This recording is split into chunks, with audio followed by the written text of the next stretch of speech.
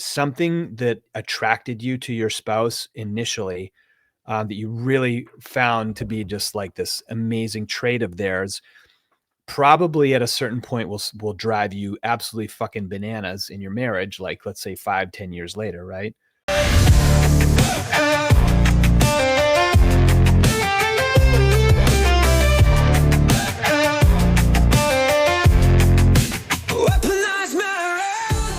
Welcome to the Weaponized Marriage podcast. I'm your host, Kendra Hewitt. And I'm your host, Ryan Hewitt. And today's topic is going to be very organic. Okay. It's just like how I think we start like a conversation with each other, or even how we start our session with Steven, our therapist, of like, hey, checking in, like, where are you at? Like, what's coming up for you? And so I'm going to lead off today. Go ahead. Sounds good.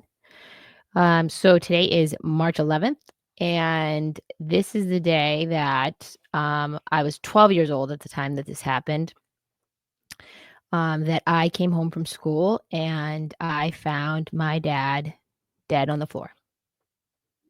There's no nicer way to put that. This podcast is starting out real dark. Real morbid, but that's truth. And I think it's really hit me hard this year on a couple of things. And so I wanted to talk a little bit about how do you work with your significant other when like there's a loss of some sort? It doesn't have to be a loss yesterday. It could be a loss like me, like 30 years ago, 30 plus years ago.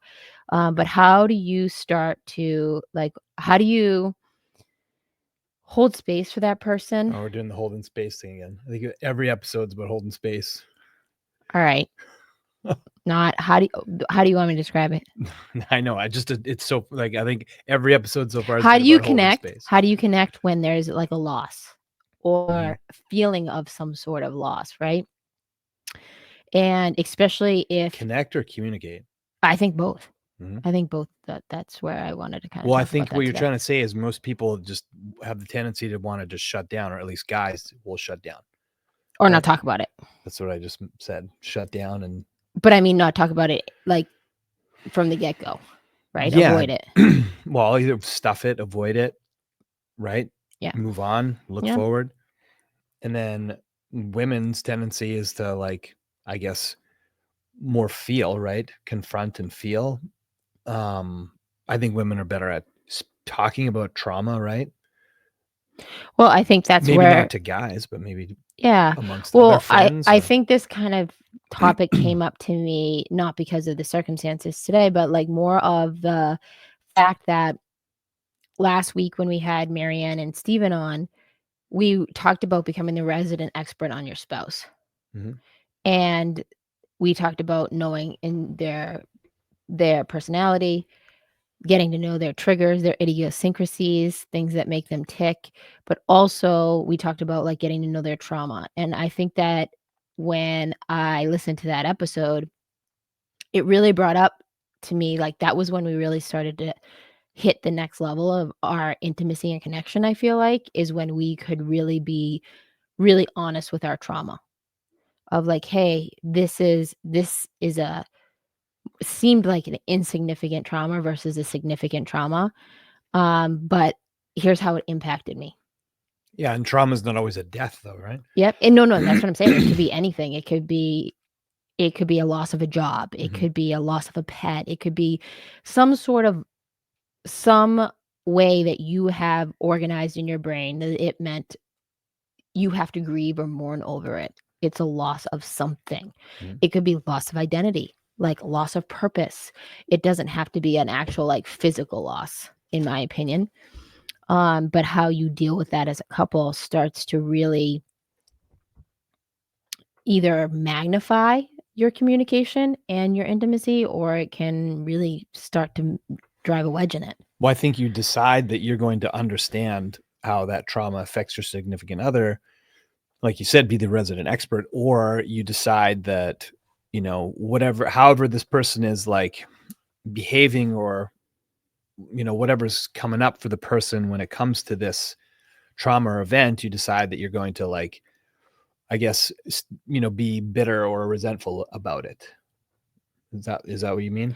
No, I think I meant more about like I said, what we talked about with Stephen and Marianne was like starting to know what those traumas are for the other person, your significant other that you care about, that you want to connect with, and then knowing when like they're going through some stuff where maybe you can't help them, you can't fix them, you can't help them process faster. They have to do their own healing on their own timeline, or as we like to say now, God's timeline. Mm-hmm. So I was just thinking about how, like, when my dad died, I'm 43 years old now, almost 44. And like my mom was 45 years old. Right. So I was like, man, I think that I went into this little bit of a loop the last couple weeks where I was like, started to like really pay attention to weird shit. Like, oh yeah, I should look and make sure my beneficiary on the life insurance policy is like all this stuff that starts coming up for me, which I know you think is really funny, but like if I'm stepping out of my like look as an outsider looking in at like how what I'm doing and how I'm behaving, I start to realize that there's something driving that behavior. Mm-hmm. And it's not something that I could even look back 2-3 weeks ago when I was working on that kind of stuff and say like, hey, this is why I'm doing that. But then I started to put the loop together of like, oh my God, I'm almost the same age as my mom would be. And I can't imagine what my life would be like as a single mom. She had 2 kids at the time, trying to figure out finances and all of this stuff if you were not here a year from now. When I was the same age as my mom. And I think that this hit me that I'd never thought of it this way. Like, because when you're a little kid, right? Like your parents seem so much older than you, right? Mm-hmm. But now that I'm almost at that age, I'm like, it's just hit me on a different level this year. Mm-hmm. And I think that for me, I did, especially the last couple of years, a lot of like processing what my losing my dad at such a young age meant. And my dad totally like, he was an awesome dad. He really loved my brother and I know that on a really deep level. And some of this work that I've done on this in the last couple of years has really also been stuff that we brought into your marriage and our marriage that we weren't, like I said, necessarily aware of. And I also know that, like, I mean, you have a story too, like your mom passed away a couple Mm-hmm. years ago too. And I think before, when your mom was still like you hadn't lost a parent, it was very hard for me to try to explain. It's like telling someone like getting a dog is like having a kid. Mm-hmm. It's not really actually the same thing at all. Like you can't leave a dog at home in a kennel and Yes, you can leave a dog at home. You can't leave a kid at I home. mean leave a kid at home in a kennel, sorry. And I think that it was like that's kind of the example I can look at is that like there's a lot of things that are going to happen in your personal life, but they're also going to be brought into your relationship. And if you don't process them, if you start to stuff them like I did for many, many years, still struggle with at times, stuff those emotions that are associated with them, you don't feel all of them.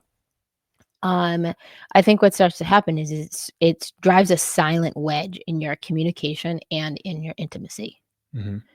And I don't know, that's just what's coming Well, up for me so like, from it. give me an example. Like, how did you fix that? How did you change that? Well, I think I started doing some of the processing on my own, but I started getting really much more comfortable with telling you like a lot of details and what those specific details meant to me, like how I internalized them. Just like I'm doing right now, where I'm just saying is like I've never thought about it before, but until this year that I was like, oh my God, I was almost the same age So as my mom. you didn't tell me those details because you didn't think about them, or because you didn't think I would understand, or did you think I would like think less of you, or why? I didn't think you would understand. Mm-hmm. Yeah. So now you think I understand because I've lost a parent? Is that why? Well, it made it easier for me to start to communicate because now you could have similar we could share, even though our grief is different, we could at least share and build a conversation and communication around it. Like, hey, I'm feeling sad about this today, and which we didn't do before that, I don't think. I don't know. I mean, I don't think I know one thing for sure is that like you would mention about the anniversary of your dad's death, and then I think it wasn't that I wanted, like I was insensitive about it, but I just didn't really know what it meant to you until now. Mhm. Like I understand now, like why you remember that day and why it's important Mhm. when that day comes around that you want to remember your dad. Mhm. Right. So I think before I was probably like just, just like you would say it and then I would just move on to the next thing. Yeah. I wouldn't put pause on it. Right. Yeah. Or acknowledgement, any Yeah, acknowledgement of it, sure. you know? Yeah. And I think that like that wasn't on purpose. It wasn't that I was Mhm. trying to be a dick or insensitive. It was just like, yeah, I didn't understand until now. Right. The significance of a date like that. Yeah. Mhm. And that's what I'm saying is that, like, some of the things that came up from just listening to our episode with Stephen and Marianne was just the reminder of, like, we just kind of briefly talked about this, but, like, there's I think I'm gonna call them the 3 T's that you have to know about your spouse. And one is their traumas. Number 2 is their, like, actual, like, triggers, like, how they receive something, right? And the other thing is, like, also their talents. Like, I think that, like, that's more the personality side too, but, like, what makes that person, like, where is that person gifted? And in my mind, that's kinda like the trifecta of really starting to know your spouse. And I thought a lot about how when we talked about the traumas is that, like, man, that's when our relationship really started, I feel like, got a lot more intimate, Mhm. where we understood each other's, um and I don't mean sexually intimate, I mean emotionally intimate, Well, right? which equals better Which sexual intimacy, which especially equals, for you. yeah, totally, of, like, being safe, being seen, right? Mhm. And then but that for me, that was a huge, huge thing that, like, I started to know and understand some of your traumas. Like, I think even about, like, a couple more recent ones that, like, would be considered, I would think, small T's to, like, a lot of, the difference between the small T and the big T, which means small T to me means, like, they sound insignificant when you first share them. Peed in my overalls in kindergarten and still remember how embarrassed I was. Literally, and we're Yeah. like It's like who didn't piss their pants, right? It's like everyone's pissed their pants.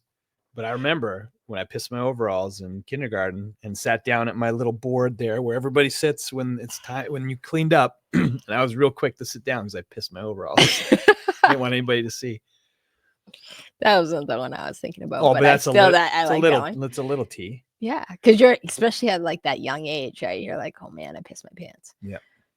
So anyways, that's Yeah. what And I then like a big T being like a death or significant, obviously, traumatizing event that, yeah. And it I affects your behavior and your personality. yeah, and, one of the things that I did some work with that I was thinking about the other day is that when I first started acknowledging some of the trauma I had, which wasn't till, like, a couple of years ago at Mhm. all for Yeah. me. And I decided I was gonna work with a professional, and I got, a professional therapist who specialized in what's called EMDR. And I remember I did some research in EMDR, and EMDR, basically the kind of concept behind it is, and obviously I'm not a professional, so this is gonna be a little bit butchered, but I'm gonna do my best, is that, when you have a memory, whether it's a positive or a negative memory, it is filed in your neurology, right? Like, in your brain somewhere, but how you file and process it can be very different, even if you have a similar person with a similar experience, right? So, for example, let's say you have a person who's, mom was dying of cancer and you knew it was happening, and it's a slower build, but you have time to process that and even though you never fully process it, you process stages of it, right? And then, but then you have someone like me, like I said, who's didn't expect their dad to die, and then they come home from school and this is what they come home to, right? So how I stored that memory versus how someone else might store it could be completely different. Case in point is like my brother stored it very differently than I did, most likely. And so EMDR helps you start to look at it by uncovering that memory and then starting to figure out where you file it and refiling it into a more appropriate place. If it's a problem, I suppose. Yes, if it's something that's impacting you, probably Negatively. in a not so much a negative way, but it's holding you back in some capacity. Yeah, negatively. So I think that the reason that I thought this was really good to share is that it wasn't until we started looking into each other's own trauma that we started to really have, I think, more authentic conversation, more intimate conversation and connection with not only ourselves, but also with each other. Yeah, well, I think for people listening, like it sounds fucked up. Like, oh, I'm supposed to sit there and talk to my husband about how fucked up I am, or vice versa. Like, it's not so much like like trying to dig into like, oh, there's got to be something wrong with me, and let's talk about it. Like, I think when you're able to uncover things about your spouse or significant other that you obviously love and care for, it gives you more perspective and more understanding, like even subconsciously. Like you have more empathy, you have more understanding and more patience, I think, for certain things about them. And the crazy part is, and Stephen talked about this on our interview last week, is that the likelihood is that something that attracted you to your spouse initially, that you really found to be just like this amazing trait of theirs, probably at a certain point will drive you absolutely fucking bananas in your marriage. Like let's say 5-10 years later, right? And you said you came up with something about me, but I think that when you're able to go back and sort of tell the story the way, like Steven says, like go back and tell the story of why you fell in love with this person, and remind yourself of what you appreciate about them, and the more you understand what makes them tick, I think it gives you the opportunity to really sort of like re-fall in love with the person, right? Rather than like, it's so easy to get stuck on the status quo over time, and you're like, oh well, Kendra, she's fucking like, she handles the insurance, the legal, the taxes, the accounting, because it's amazing. She just like just knows all this stuff and is able to dig into this and be proactive, and is playing defense incredibly. But oh my god, like she can't fucking relax. Oh my god, she's just always strung out. Oh my god, like Kendra's always worried about something. Oh my god, like Or distracted is a word you use. yeah. So there's things that are like super strengths that you really love about the person, but then at a certain point it can make you like, if you're not use it against them. Well, if you're not retaining the appreciation for it, then yeah, you can. Yeah. It starts to like, you start to change the story, right? Yeah. And then but I think like the whole point of this conversation, I'm bringing this up, is that I think if you're able to understand more about where that superpower comes from, I think the more you'll appreciate who they are. And I think you learn about them in that way from understanding their traumas. Yeah.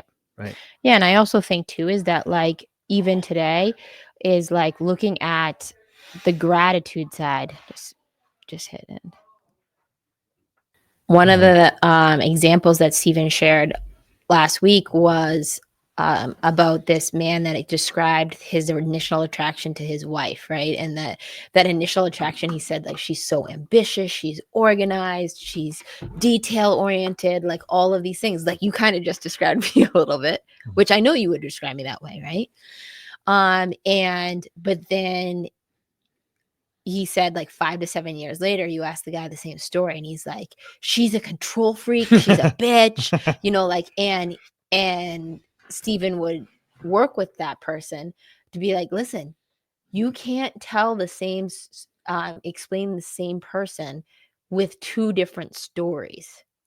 And part of the journey of him meaning Stephen, helping like a client work through back to like what was the original attraction, is helping remind them like what were the original things that they were attracted to in the mystery of it. And it's usually something that's opposite of yourself. And so when I was just sharing this with Ryan earlier, that when I listened to the podcast back, what was super interesting was I thought about how like I've been doing this with you. And one of the ways that I thought of is like when you, first of all, when I think of you, describing you, one of the first things that always comes is to my mind is like, you are the most persistent motherfucker I know, period. Yeah, it's true. And like how I saw, which I think this is very common for women, to kind of fall in love with the potential of a character trait that they're very attracted to. And what I think is interesting is that I also was very attracted to your discipline, because if I looked at myself, especially at that point in my life, I was not consistent with anything, right? Like I was always a very focused person, but I would dabble and I would half-ass a lot of things. Like one of the things that drives you the most fucking bonkers that I know of is when I leave in the kitchen and I leave like every cabinet Yeah, open. you're not a closer. I'm not a I closer. don't, and then I open something in the fridge. I go to shake up the creamer and the fucking shit flies everywhere because he didn't fucking close the lid. Yeah, and every time I think about, like when I was thinking about this, I was laughing about it because it was just like, and remember I used to get wicked mad that you'd be like, even the toothpaste cap, like you didn't even put the toothpaste cap on the, like, well, how hard is it to put the toothpaste cap Finish the job. and like finish the job? And if I really look at it, is like, I was not and still struggle to this day with being like a closer, like the finish, the follow-up. Yeah, but you're talking about how Hold on. But I'm really good at the actual start. Yeah. And that was something you were attracted to in me. Yeah. Right. But now it's like that's that exact example, as if you described me now, the things that like drive you crazy would be more of the explanation that you would give people of like, my wife's not a closer, or my wife's not doesn't pay attention, or she's distracted all the time, which you're basically telling me that there's times, which is true, that I'm not present with you. Mhm. And that's So something go that back you to the really whole want. point of your story. So the whole point of my story is that you saw potential in me as persistent motherfucker, but now you tell yourself the story that what? Well, and hold on. And I also saw your ability, like, I think that, and whether this, I don't think this was conscious, but I think that this is unconscious, something that comes up for most women, most healthy women, I guess I should say, is that like I saw you as a protector and a producer. Like I could trust you to be both of those things. Well, then look back at like the last couple of years, if I think about it, especially after we had Lily, is that without really knowing it, the story started to shift to Ryan's working all the time. Every minute he has that has free time, he actually fills it with work instead of us. And it started to make me feel like you were choosing work over us, like even on how you spent your time. And just thinking about this today, I was like, man, I didn't realize I was doing that. Like, I didn't realize that that's how I had it framed in my mind right now, is that like, instead of looking at it like, oh man, that persistent motherfucker who is protective and is a great producer is actually working his balls off for our family. And it's, even though I do truly believe that, like, I know that at my core, the story I had about how much you work and how hard you work, what, like I said, was the original persistence of the of the attraction. I had done exactly like Steven explained, that guy that explained his wife as a controlling bitch. A couple years later. So here's the exercise for those of you who have hung on and listened to 20 minutes of us ramble, is like, look at your spouse and what was something about your spouse that you originally saw in them that like you fell in love with him because of it. Like you just like fell head over heels. Like this person is just like the most amazing person because of this. And then flip that on its head. Like, how is that trait about that person driving you nuts now? And obviously what to do about it is like, you bring the awareness to it, first of all, which of course is the first step. And then once you brought awareness to it, then you can talk. Like when you tell me that, like immediately like I have empathy for you. Like it brings my guard down about it, because I know when you're doing it and and I react to it and it makes me nuts. But understanding now that like you're actually seeing in me, like me working and producing and like grinding for my family is like, it's hugely important to me. And then that you recognize it is big for me, right? It's really important to me. And of course there's going to be times where it's going to happen again, where you'd be like, what the fuck? I need you to get here now.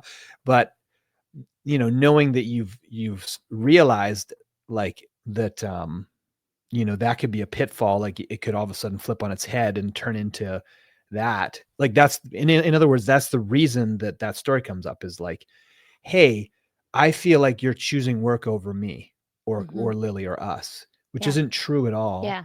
Right. It's just, that's who I am.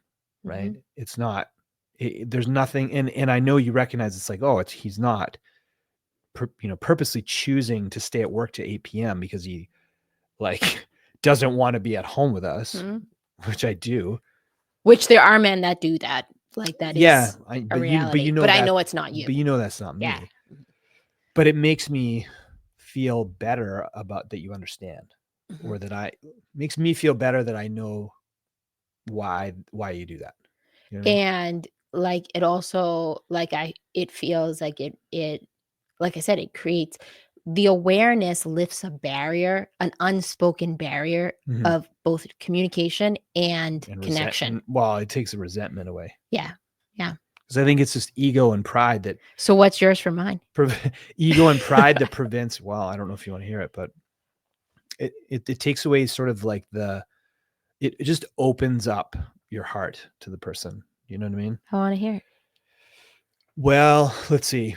I think that, this is when we were talking to Steven about it, this is what came up for me. And I don't know how to say this. I haven't organized this thought yet. I haven't like thought it out well. So let's see how this goes.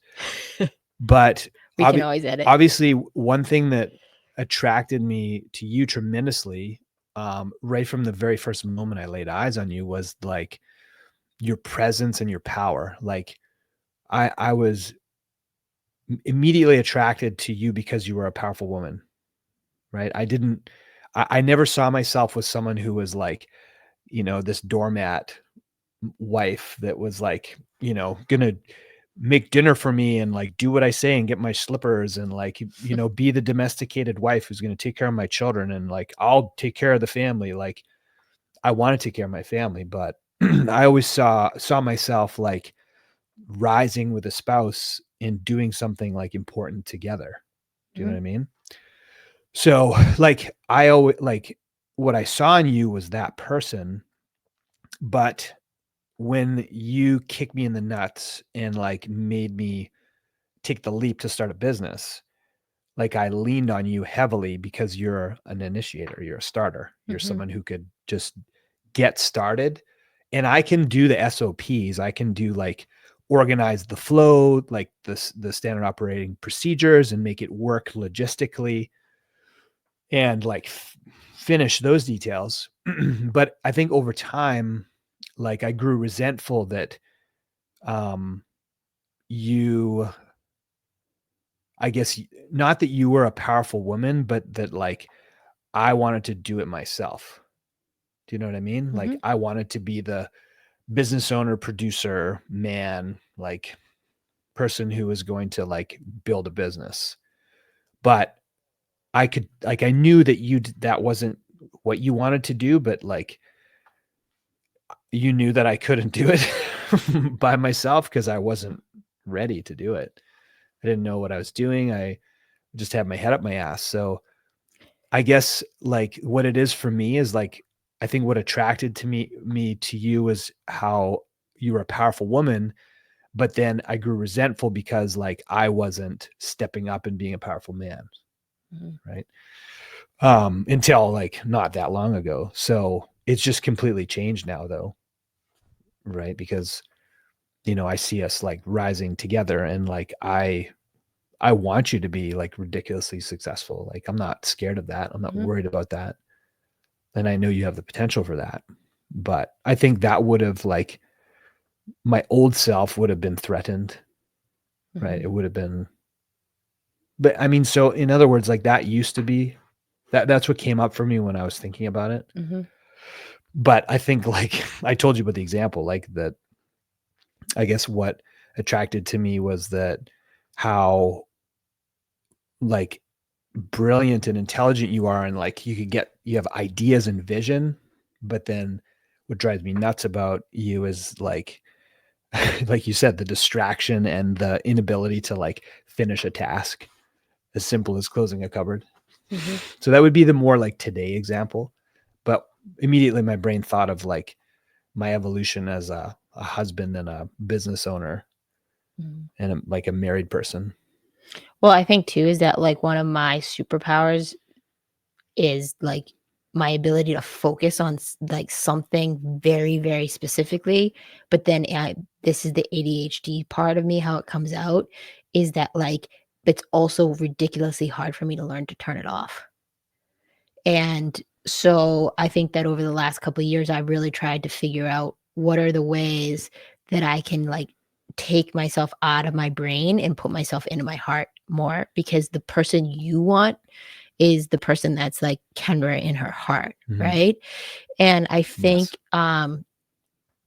like not thinking about like, do I have the right life insurance beneficiary like while I'm trying to like eat dinner with you? You know what I mean? Or Like get naked with me. yeah, yeah, you know what I mean? Like that's what I'm saying is, but what I think is so interesting from hearing you describe it that way is notice that like the initial magnetism Mm-hmm. is I'm not a finisher, you're not a starter, Mm-hmm. but I'm a starter and you're a finisher. Yeah, and we knew that based on like what is that profile, like the The Colby index. Colby index? Yeah, there was Yeah. like I'm really high on implementer and whatever the doer Execution or is, and something. then Yeah. you're super fucking low on on the execution, but like really high on the what was it? What were Quick you start. quick start? Yeah, super high quick. Yeah, I mean shocker, right? Yeah. Yeah. So, but I mean, those are hallmarks of like an entrepreneur, though, is like Mhm. I've really had to teach myself how to be an entrepreneur.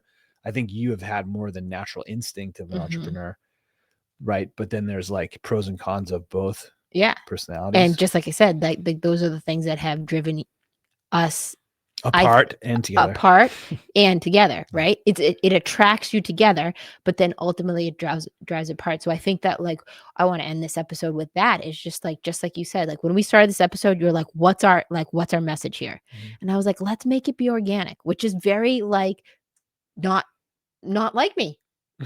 Right? To not have an outline, to not have a plan, right? And I think that one of the things that just like really hit me from just even talking through this out, because remember, this is first of all, you're getting exactly what you wanted, right? We're collaborating Mhm. on a project, Mhm. right? And I can honestly look at you now and say, this is a collaboration, and there's a difference between working together and collaboration. Mhm. But I didn't really realize that until recently. And this is all like the concept we call it is called a reframe, right? Like reframing it. So like what is that part of your spouse or your significant other that you were initially like attracted to? Mhm. And then what is the reframe you need to do to remember how to be attracted to that person that you really like, that trait you really admired? Because you're probably doing exactly what we just illustrated. Lifetime was we've spun the story Mhm. on these things that we really liked about each other and were attracted to, Mhm. and now we actually like they drive our each other bonkers, Yeah, right? I think that's really common. So I mean, it's like, all about remembering. It's just all about like, going back to the story and remembering. yeah. And it's all about getting to like, and you and I teach this in so many capacities. And this is something I feel like I learned really like on a real high level from you is like, it's about getting to cause, Mhm. right? It's like treat the symptom. We don't treat the symptoms. We look for the source. That's what you do as a doctor all day. Mhm. And I think that in your marriage, that's a huge shift that needs to happen is that you need to make a shift from these are the symptoms. My wife won't sleep with me. My wife, whatever it is, all of these like things that are symptoms, but those are not the cause. They are the result. Mhm. They are the effect of whatever the real cause is. Right. So this is asking yourself like, hey, get to cause. Like where have I made or built resentment, as you said, or a story about my spouse that I have them a little bit Yeah. captive in? And just as a tip, like, go don't try to figure out what your spouse's story is about you and to try to fix their story about you, because that never works. You always have to look at yourself. You got to always look at yourself Yeah. first and then bring that to the table, because then that obviously always goes better as Oh, far and as I have to tell this drops story just in the guard. closing, and I know we're going over, but I'm going to just do it anyways. So I was on a call today with a bunch of different coaches and trainers, all different walks of life. And one of the trainers on there, actually two of the trainers, one male, one female. The female was talking about how she started attracting some of these people that she didn't know how to serve. Mhm. And then the male was talking about how he's marketing to he's a real estate guy, but he's marketing to men because he's I think he's a former Marine. And he's marketing to men that like want to like basically take their balls back. Is how I don't know how to explain it any other In way. their marriage or in their life? In their life, Yeah. right? And he was saying about how his marketing is attracting all these fucking angry women that want their men Mhm. to sign up for his program. Okay. And they're like starting to DM him of like, hey, how do I get my man to like your shit? Right. Right. And our coach responded to him. He was like, listen, you need to start by going live and being like, if I get one more fucking email from an angry wife, because he's like, what's happening is that you're attracting these women that actually need to do the work on themselves, but they're then putting the effect is the husband's the effect, Mhm. right? And she wants to hire him Mhm. to fix their husbands, Right. but the husbands don't know he exists. Okay. Only they do. Mhm. Right. And it's like, it is so easy to want to fix the other person's shit. Yeah. And be like, oh, yeah, this is what my husband needs. My husband Yeah, needs yeah. you Right. to kick them in the balls. Right. Right. And, but what they really need is to hold up the mirror and look at like, where are they part of the cause? Mhm. And I think that's the hardest part to do is like looking at where you're the cause, Right. but it's also the part where you have to start. Mhm. Yeah, that's powerful. I think that's a good place to wrap up. So, if you like this episode, please share the episode. Rate, review, Rate and review. and subscribe. Rate, review, subscribe, share. We appreciate you guys. We will see you next week.